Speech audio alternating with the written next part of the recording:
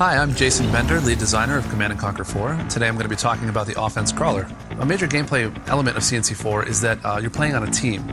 It wasn't long before we realized that having 150 buildings on the field that were getting blown up by a variety of players and knocking certain people out of the match was going to be a problem. So we realized we needed something that could be a compact base, something you could get back into the game with very quickly, and something that really represented you on the battlefield. Thus was born the crawler. It's your base, it's your radar, it's your war factory, it's a heavy combat vehicle, it's your identity on the battlefield. It represents a lot of different things. Well, I'm a 3D artist.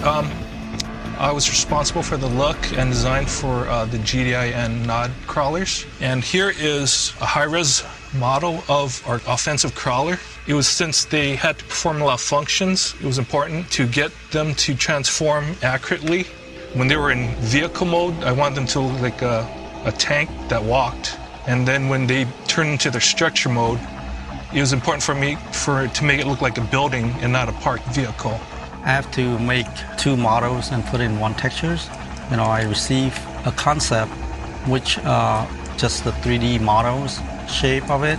So the challenge for me is to come up with the texture on, it's like the skin on that models. My task on the crawler was to make it come alive. So it was a little bit challenging. My task was to take the crawler after modeling and make sure it could actually transform from unit to structure and vice versa.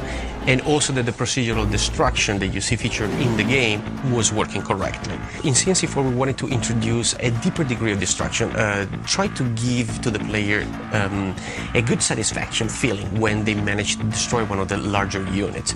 And we wanted to portray the unit being literally destroyed little by little and see the inside of the unit as you destroy it. So we took the larger unit like the crawler. As the player hits the unit gets literally eviscerated or destroyed, and you can actually see the part coming off and see the inside of the unit and all the guts. Hi, my name's Aram Granger, and I blow stuff up on CNC4. Really, our direction with the crawler, our art director, Chris Tamburino, said, make it look different. And so I said, okay. And we needed to have some more kind of interior detail to the explosions on this. And we needed to have sort of an inside roiling of the smoke, whereas kind of before in other CNC games, you would see particle sprites just kind of disappear when the particle ended. And I wanted to get some sort of movement in between the particle's birth and its death.